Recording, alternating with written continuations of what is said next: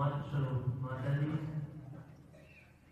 श्रद्धेय पूज्य आत्मस्वरूप अभिन्न हमारे पूज्य स्वामी श्री महात्मानंद जी महाराज, परम श्रद्धेय पूज्य हरिद्वार से पधारे हुए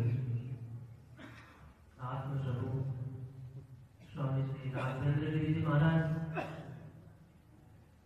पूज्य श्रद्धेय स्वामी श्री अनमोलानंद जी महाराज एवं सामवेद के उपवेद गांधर्व वेद के परम रसिक सुनील जी, रोहित जी एवं आप सभी जन, समुपस्थित विराजमान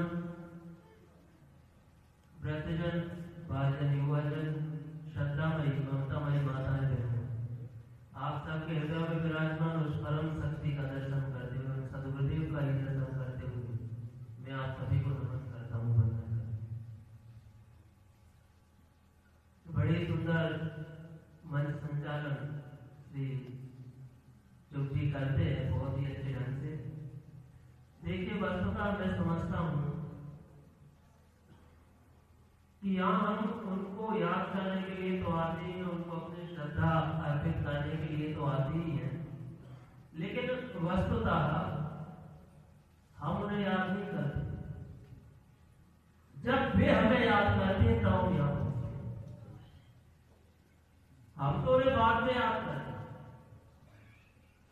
हम यहाँ आ ही तभी सकते हैं जब भी हमें याद करते हैं, और यह याद बड़ी अद्भुत है, यह स्मृति होना बड़ी अद्भुत है। स्मृति सबसे बड़ी बात है, इससे ऊंची और कोई बात नहीं। और यह स्मृति तभी आती है जब हृदय में श्रद्धा और विश्वास होते हैं, तो ये दो बातें बड़ी ऊंची बात है। सारे प्रश्न भी तभी समझ में आएंगे जब श्रद्धा और विश्वास होगा, तभी हृदय कम हो पाएंगे। उन महापुरुषों को श्रद्धांजलि भी यही होगी कि हम अपने हृदय में उनके बताए हुए मार्ग को श्रद्धा और विश्वास पूर्वक धारण करके उस पर चलें। इसीलिए शास्त्र कहते हैं, धर्मस्य दुर्लभ हो गया था सम्यक वक्ता ततो पिता, वक्ता ततो श्रद्धावान, कर्ता को भी तथा। अर्थात धर्म को जानने वाले बड़े दुर्लभ होते हैं, जो धर्म को जानते हैं। उनमें जानने वालों में और भी बड़े दुर्लभ वे होते हैं जो वे जानते हैं उसे ठीक प्रकार से बोल भी करते हैं। उससे भी ज्यादा दुर्लभ वे लोग होते हैं जो जानते भी हैं, ठीक प्रकार से बोल भी देते हैं, लेकिन वे जो बोल रहे हैं उसमें उनकी बराबर श्रद्धा भी। और उनमें भी सबसे ज्यादा दुर्लभ वे होते हैं जो जानते भी हैं, बोल भी लेते हैं, उसमें श्रद्धा भी रखते हैं, और उस मार्ग पर जिसे वो जानते हैं, जो वो बोल रहे हैं, जिसमें उनकी श्रद्धा है, उसी मार्ग पर वे चल भी रहे हैं। वे सबसे बड़े दुर्लभ होते हैं। आज सदगुरुदेव भगवान की कृपा से हम उस मार्ग पर चल रहे हैं, आप सभी चल रहे हैं। भाग्योदयी नवम जन्म समर्जितेन सत्संगमं च लभते पुरुषो यदा वै अज्ञान हेतु प्रतमोह मदान्धकार नासं विदायति तदोदयति विवेक। उन परम पुरुष परमात्मा की सद्गुरुदेव भगवान की बड़ी कृपा होती है, अति हरि कृपा।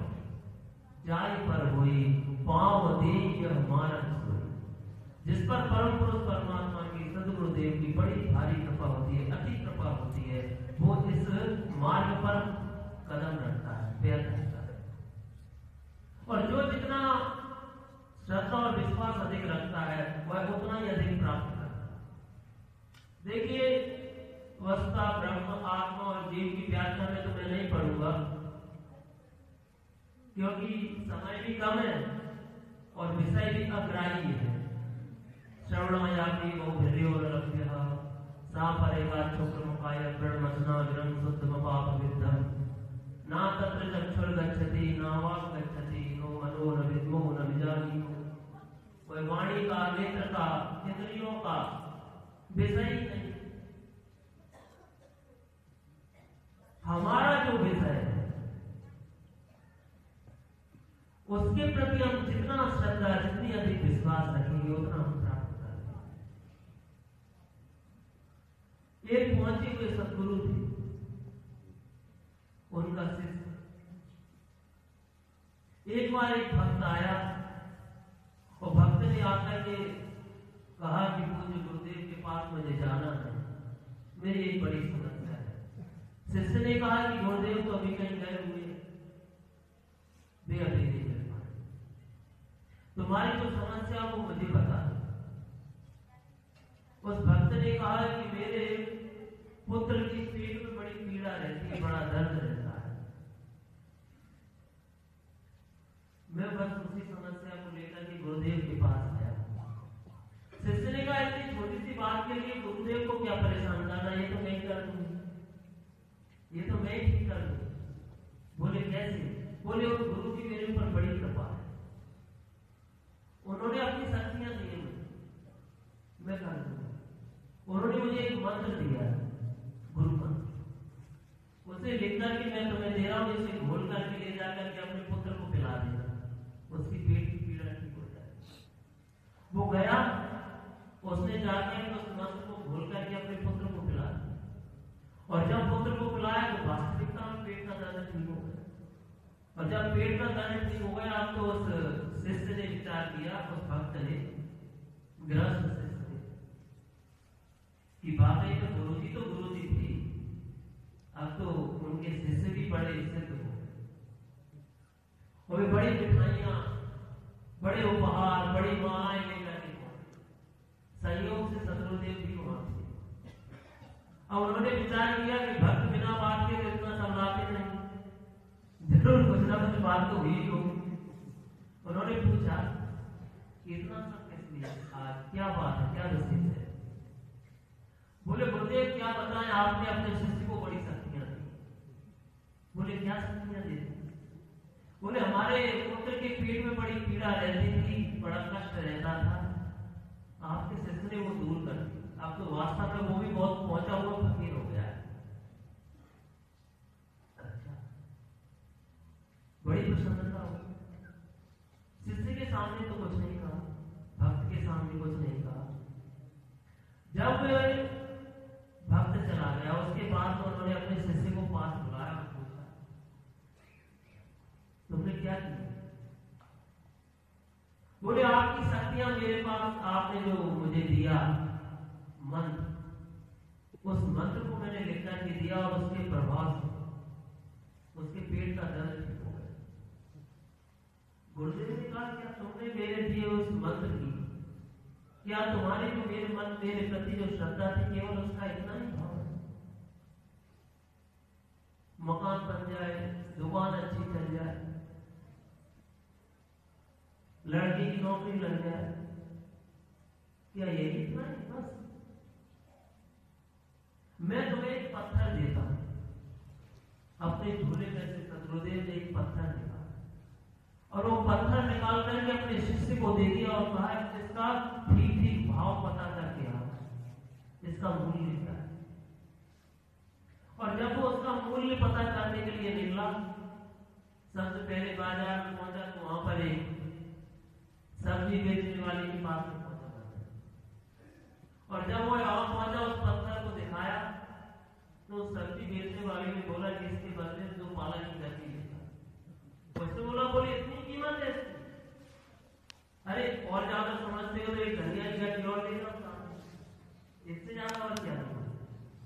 उसने बोला बस आगे बढ़ा, पंसारी की दुकान पर पहुंचा, 1 किलो चीनी ले जा, 1 किलो दाल ले जा। ऐसे आगे बढ़ता हुआ गया, बढ़ता हुआ, जितना आगे बढ़ता जाता उसकी कीमत और बढ़ती जाती।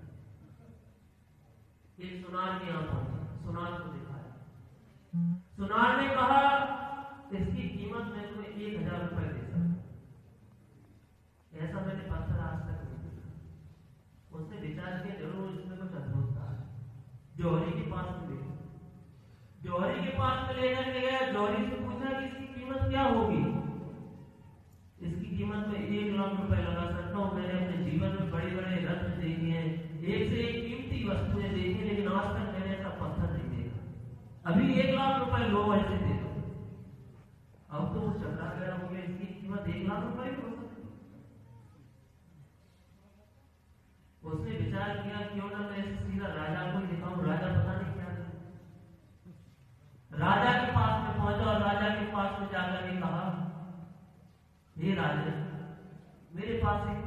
है गुरुदेव ने दिया। उसकी कीमत क्या हो सकती है? तुम्हारे पास तो कई प्रकार के रत्न होते हैं, कई जौहरी होते हैं। राजा ने उस पत्थर को देखा, राजा ने कहा मैंने भी बहुत रत्न पहने हैं, कई राजाओं के यहाँ में गया, बड़े बड़े महाराजाओं के यहाँ गया, लेकिन आज तक मैंने ऐसा पत्थर नहीं देखा। इसकी कीमत मैं नहीं जानता, लेकिन तेरे राज्य में एक बहुत पुराना और बहुत वृद्ध जौहरी है, तुम यदि समय तो तुम्हें उसे बुला करके पूछो। उस बड़े वृद्ध जौहरी को बुला करके पूछा गया, बोले बताओ इसकी कीमत क्या होगी?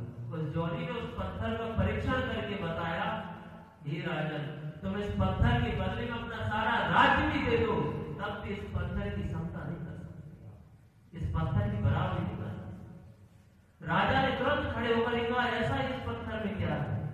बोले पत्थर तो मैंने भी कई देखे बूढ़ा हो गया, लेकिन आज तक ये मैंने ऐसा पत्थर नहीं देखा। अब तो राजा अपने सिंहासन में खड़ा होकर कहने लगा, हे भगवान, हे संत महापुरुष, आप हमारे राज्य में पधारे, सारा राज्य ले लो या पत्थर हमें दे दो। उसने कहा बस इस पत्थर को बेचने का अधिकार मेरे पास नहीं, क्योंकि गुरुदेव ने केवल इसकी कीमत लगाने का बताया, कीमत पता करना। और लौट करके गया गुरुदेव के पास, गुरुदेव को प्रणाम किया, रो रहा। गुरुदेव का कीमत पता कर ला। बोले इसकी कीमत तो बस किसी ने बता नहीं पाई थी क्या है? बोले कोई बता ही नहीं पाया, कोई बता नहीं पाया। क्या है गुरुदेव, आप ही बताओ। गुरुदेव ने कहा तुमने कभी पारस पत्थर का नाम सुना? बोले सुना तो क्या करता है? बोले वो लोहे को सोना बना देता है, यह वही पारस पत्थर है। अब तुम बताओ इसकी कीमत क्या हो सकती है? वो शिष्य ने कहा कि पारस पत्थर की कीमत क्या हो सकती है, तो कोई बता ही नहीं सकता। जितना लोहे से छुआओ उतना सोना बन जाए, इसकी कीमत अनंत है।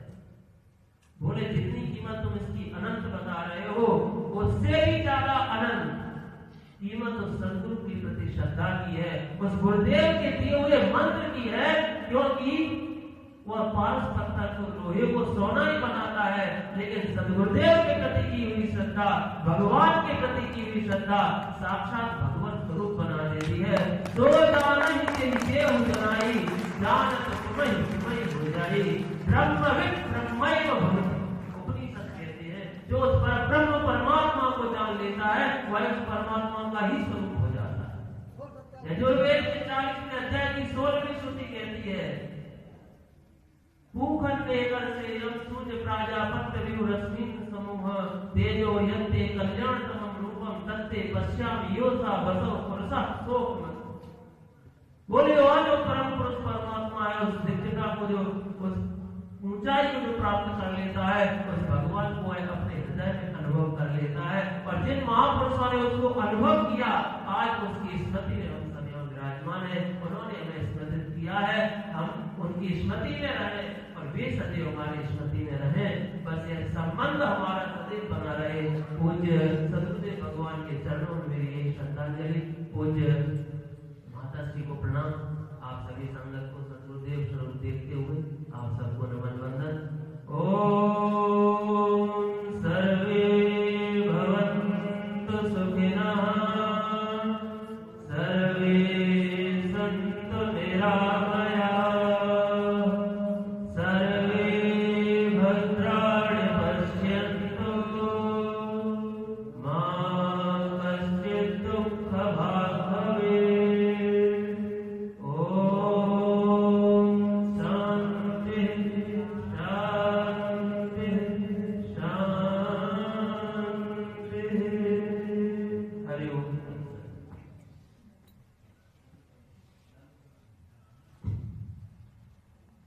संत और पारस में बड़ो अंतरो जान। स्वामी जी, संत और पारस में बड़ो अंतरो जान। एक लोहा कृत्य कर ले, एक कर ले आप सुना।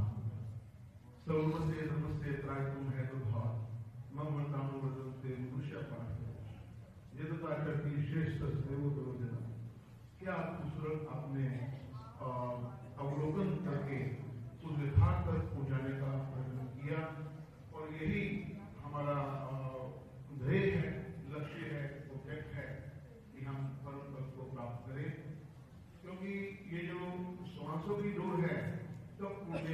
को पता नहीं। तो महापुरुष सदैव हमें संसार की सार्थता का बोध कराते प्रेरणाते ये चेतावनी भी देते हैं कि समय रहते आप अपने लक्ष्य को पहचानो, कर्तव्य परिणता मर्यादा के अनुसार चलते हुए अपने जीवन को सर्वश्रेष्ठ बनाकर